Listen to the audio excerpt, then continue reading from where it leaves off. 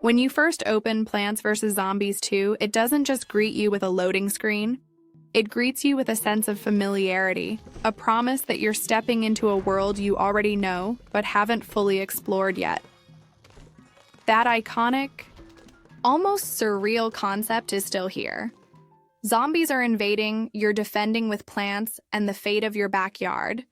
And now all of history depends on your gardening skills. But this time, PopCap and EA have taken that simple premise and exploded it across multiple time periods, each with its own personality challenges and mechanical twists. The original game felt like a perfectly curated little puzzle box.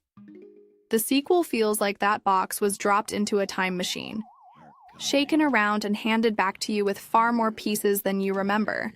Some exciting, some overwhelming, but all intriguing. At its heart, the loop is still elegantly simple. Collect Sunplace plants, hold the line. But the moment you get through the tutorial, you realize PvZ2 is a different beast. The time travel framing device opens the door to wildly varied worlds. You start in ancient Egypt, where the soft beige sands and hieroglyph-covered gravestones aren't just window dressing. Those gravestones block planting spots and spawn zombies alarmingly close to your defenses unless you remove them. Then you sail to pirate seas, where planks stretch over water and zombies swing onto your lanes, forcing you to think about plant placement in entirely new ways. Move on to the Wild West, and suddenly you're dealing with minecart rails that let you slide plants horizontally, trading lane coverage for flexibility. Each world feels like a self-contained strategy sandbox, and yet they're all tied together by the same core mechanics you mastered in the first game.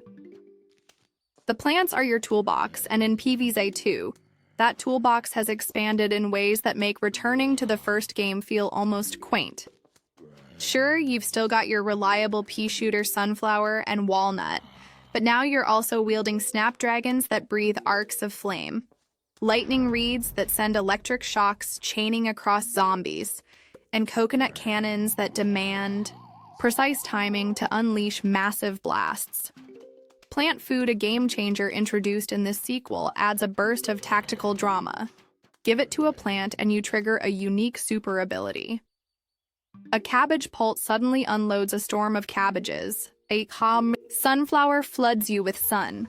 A kernel pult covers an entire lane in butter-stunned enemies.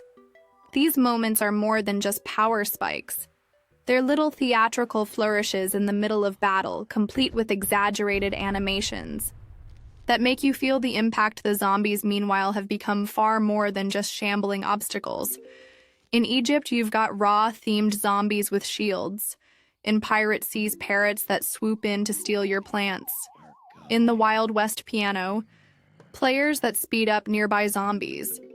And then there are the gargantuars, massive lane-crushing brutes that can single-handedly force you to rethink your defense mid-match.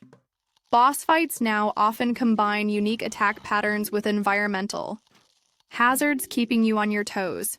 Even when you think you've mastered a world, progression has evolved from the linear path of the first game into a web of unlocks and gated challenges. You earn stars by replaying levels under special conditions, like limiting your sun usage or avoiding certain plants entirely. Keys unlock new paths, letting you jump between worlds or explore optional zones. This flexibility is refreshing, but it's also where the monetization layer becomes visible. PvZ2 is free to play, which means its progression can sometimes feel tuned to nudge you towards spending premium plants. Many of them, unique and powerful, sit behind real money paywalls. In-game currency can speed up unlocks by plant food mid-level, or snag rare upgrades without grinding. And while it's absolutely possible to play through without spending a cent, the temptation is baked into the design, especially in the later worlds where difficulty spikes coincide with the availability of paid solutions. The presentation, however, is hard to fault. The art style is as colorful and readable as ever, with environments that are more dynamic and detailed than the first game's static lawns. Plants animate with Personality.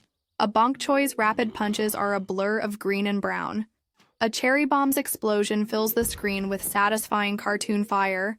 A blower's gust sweeps airborne enemies away. In a single motion, zombies have equally distinct animations, from the lazy arm flops of basic grunts to the cocky swagger of bucket heads.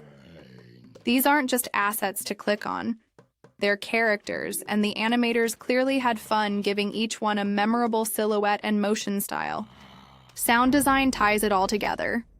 You hear the crisp pop of peas firing, the soft chime of sun drops, the low moan of a zombie just before it eats through your walnut. Music shifts dynamically with the action, calm and whimsical. When a wave begins, urgent and percussive. When the final onslaught hits, Laura, Shigehara's musical fingerprints remain, even though the score has expanded with themes tailored to each time period. Ancient Egypt gets plucky sand-swept strings. Pirate Seas has a jaunty sea shanty rhythm. The Wild West taps into twangy guitar riffs that feel right at home in a dusty showdown. Control-wise, PvZ2 benefits from years of mobile optimization. Dragging plants onto tiles is responsive misplacements. Our rare and multi-touch input lets you collect sun while planting without breaking rhythm. The UI keeps essential information at your fingertips. Plant cooldowns, sun count, plant food stock, and special power-ups all sit clearly on the screen, without clutter.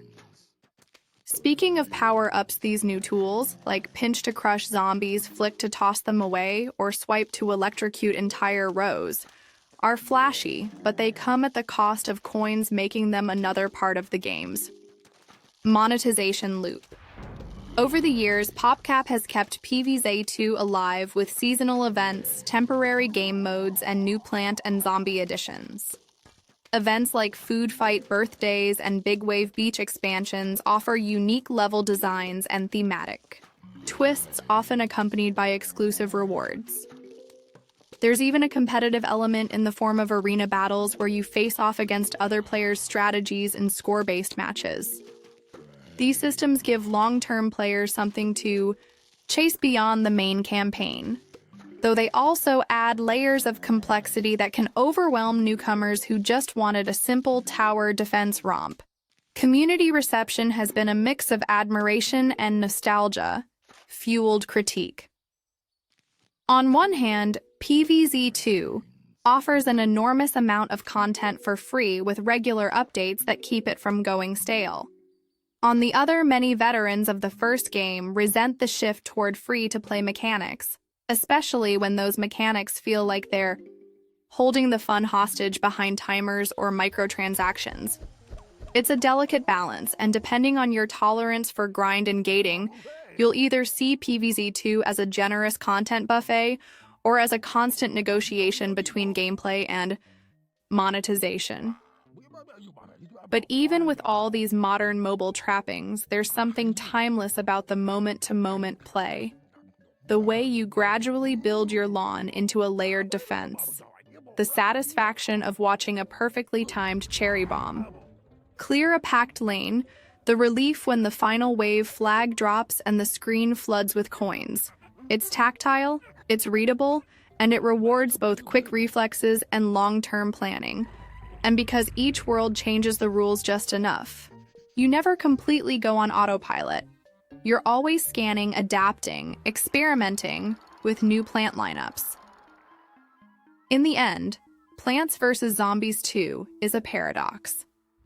It's both a love letter to the original and a modern mobile game through and through. It can be generous and inventive, offering dozens of hours of creative, strategic fun without charging you a cent. It can also be pushy and grindy, dangling its coolest toys behind paywalls. But when it's firing on all cylinders, when the music swells, your plants are firing in perfect sync, and the zombies are falling in droves, it's still one of the most satisfying, charming, and enduring tower defense experiences on mobile. Whether you're here for the nostalgia or for the constant drip of new content, it's a garden worth tending, even if the weeds of monetization sometimes threaten to overgrow it.